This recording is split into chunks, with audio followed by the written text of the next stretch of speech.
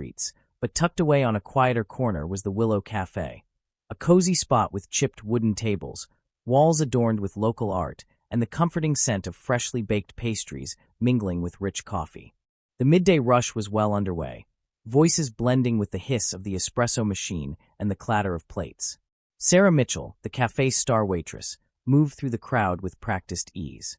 Her smile was effortless, her steps light despite the weight of the tray balanced perfectly in her hands.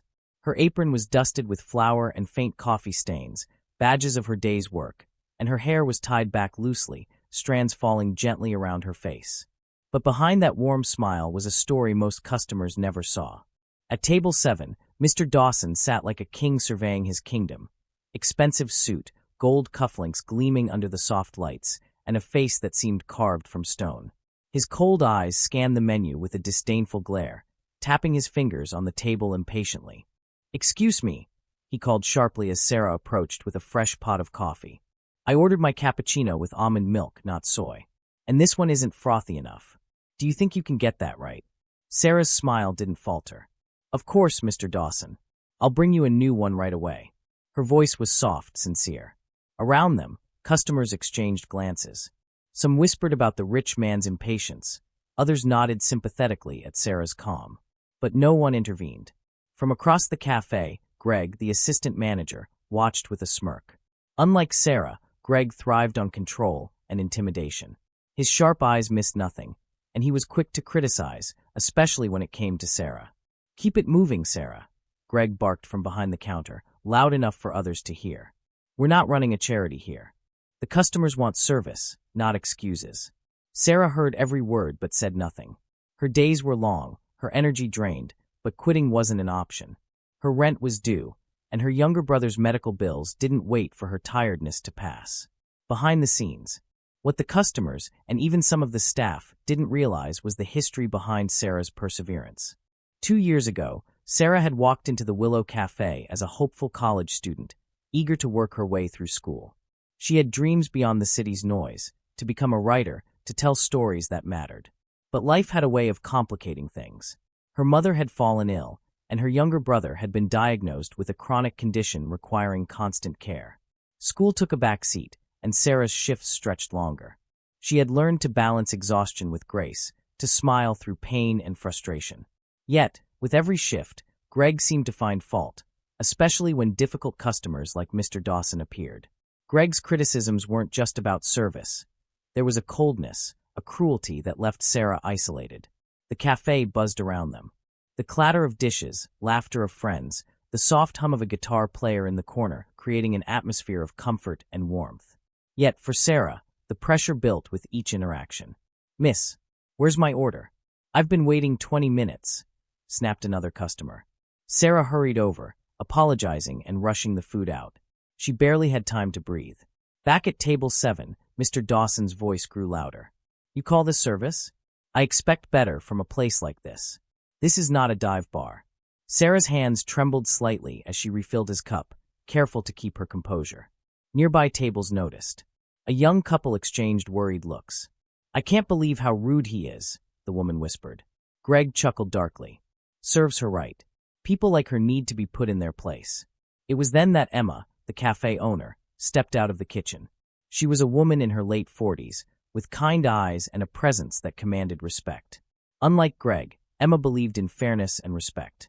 She had built the Willow Café from the ground up, nurturing it like a family.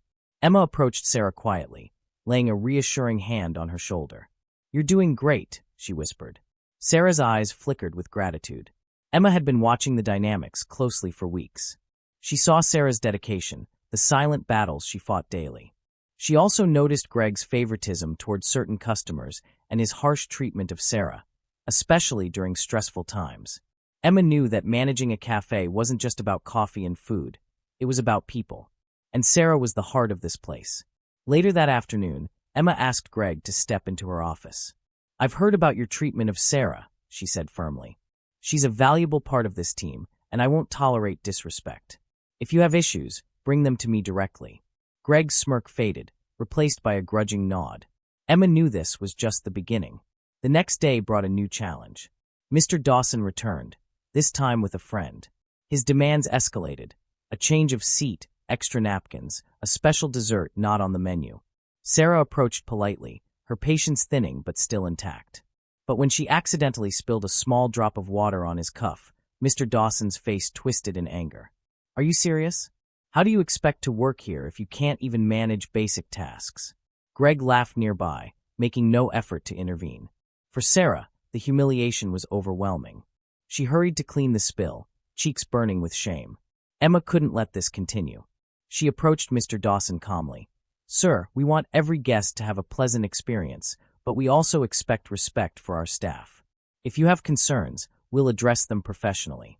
Otherwise, we reserve the right to refuse service. The cafe fell silent. Mr. Dawson, used to getting his way, scoffed but said nothing.